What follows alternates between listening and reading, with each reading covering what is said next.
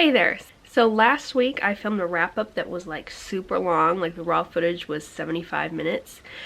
So I decided to cut out all of my romance reviews and make them into a separate video. So that's what you're going to watch now. I start off by saying that I'm including Lowcountry Bride in a section. What I'm talking about there is the disability section, and that's because it talks about chronic illness in that book. So this is going to be my March wrap-up part 3, after a half wrap-up and a readathon wrap-up. And then we have Lowcountry Bride, which I'm including in this section because the main character has sickle cell disease. I have complicated feelings about this, and some of those feelings are related to the sickle cell disease. So I'm going to talk about lifespans and chronic illness related to each other for a minute. Skip to the time code if you don't want to hear about that. This character is about 30 or so.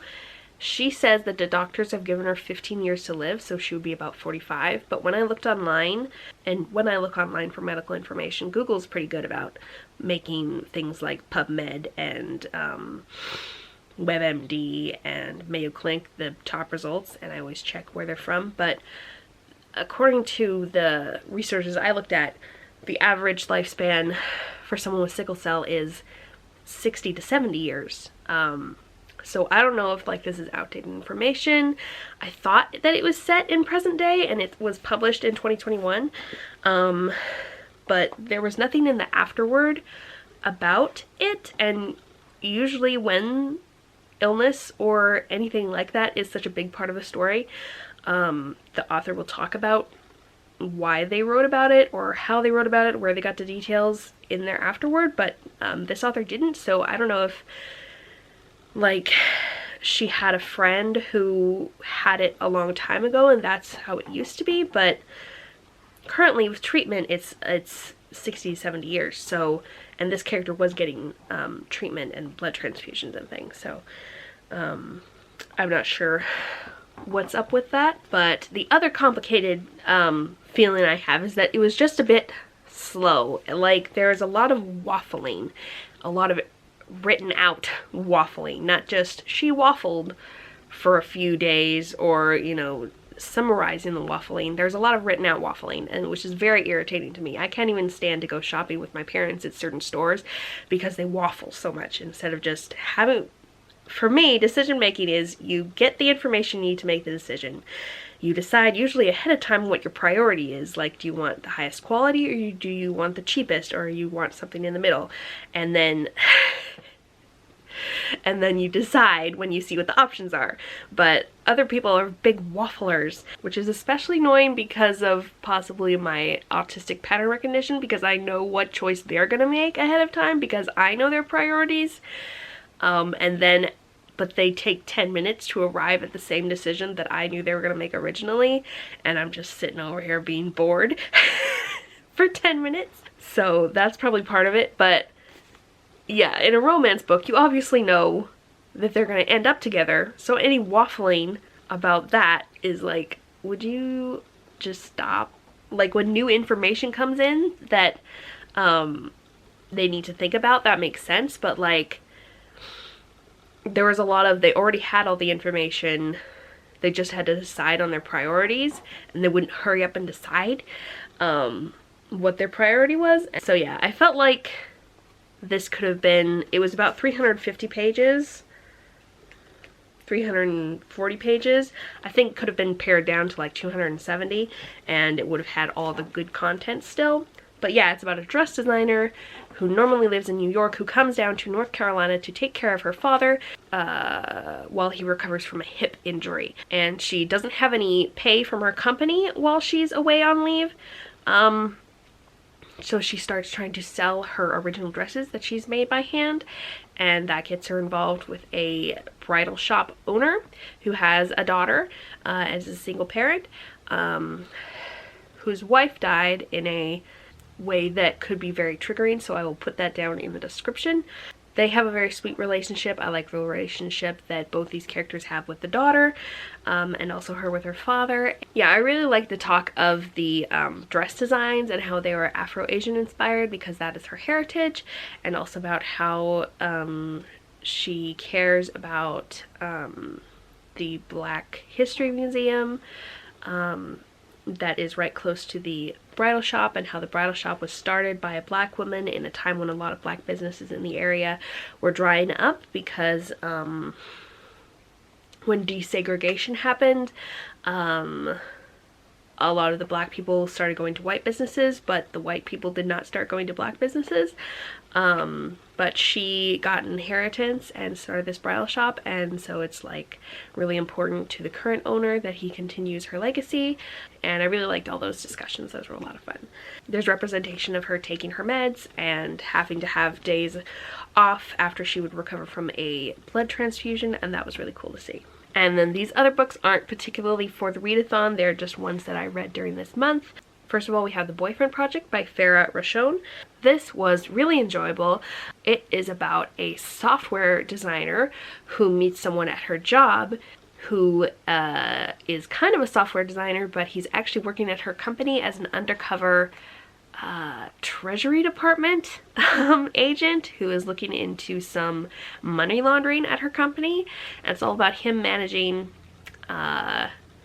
his investigation while falling in love with one of his co-workers who he shouldn't, because he's investigating her company, and kind of keeping that secret from her, and her managing wanting to focus on her career and also making her own app so she can strike out on her own in something she's passionate about, while also falling in love after having kind of sworn off love after a particularly bad experience where her previous boyfriend cheated on her with 2 other people who she then met and is now great friends with. So I really like those super supportive friend relationships that are present throughout the book and are really important. So that was a pretty enjoyable one. I really liked the investigation element. That really did something for me. Then The Dating Playbook is the next one in that series.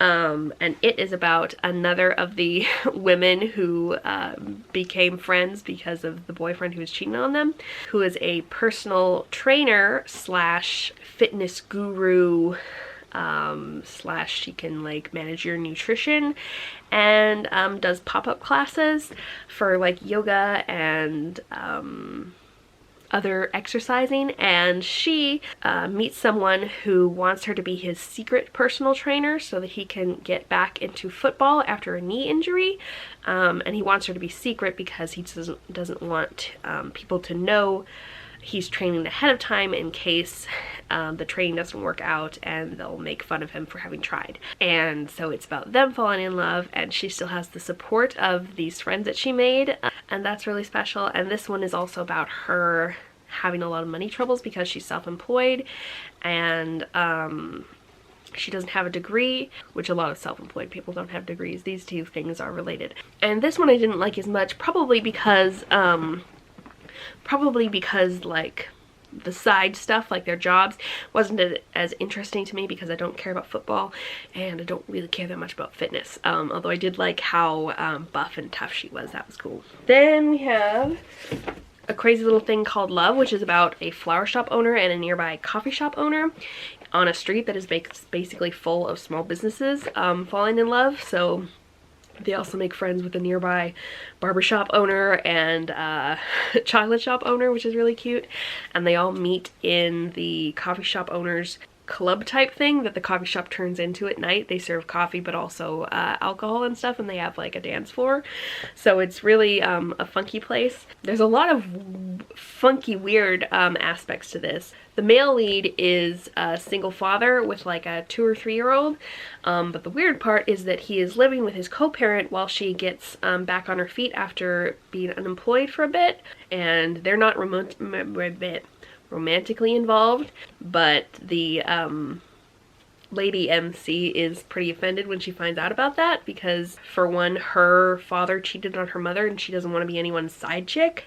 And then other complications are thrown in, like she has a friend who's sick, and things get even weirder between him and his co-parent. There's also pretty major trigger warning for this one that I will be putting below. That isn't one that I personally have a problem with, so it didn't mess up my enjoyment. But yeah, this is very funky and creatively weird, and so I'm looking forward to continuing in this series. Then the last one is The Dating Plan. Yes. by Sarah Desai. I just finished the audiobook of this one, and it is kind of long. 11 hours. A lot of the romances I've been reading are like 8 hours. I liked it a medium amount. It was a good example of the fake engagement trope, where they're waffling, where they're kind of going back on their feelings, whether they are just with this person because it's fake, or if they actually started to like the person. And in this case, it's also a semi-enemies to lovers story, because the guy MC really hurt the lady MC's feelings back when they were teenagers by not showing up to take her to the prom, and then disappeared for 10 years. So she's very upset with him, and he has a lot of self-esteem problems, and she actually also does, because her mother abandoned her, and his are also parental related. And so they have to learn to get over those things, but they actually work on them more with their other family members than they do with each other, which is an interesting, different way of doing it. And the lady character has a bunch of relatives who are trying to set her up and get her married because they think she's old to be single, and she's busy trying to get her help her company that she's designing the software for off the ground. Oh, also, she is somewhat autistic coded. She doesn't have as much of the social problems, but there are some things like her super memory and her need to plan things out. Maybe a purposeful autistic coding, but may have also just been plucked from real life or fictionalized autistic characters and used to craft a new character. It can be hard to tell. I really liked how the guy MC didn't mind her being weird or having a super brain, and didn't feel intimidated by that. And they get fake engaged because he needs to be married in order to inherit something from his grandpa, and she wants to get her relatives off her back, so that's where it comes from. There are a lot of really cute moments. I liked when they went to a hockey game together and she got super into it. Several of their fake dates are just very cute. She has a dog who's very sweet, so I liked it a fair amount. So those were the romances that I read in the second half of June. Thank you so much for watching, and I'll see you in the next video. Bye!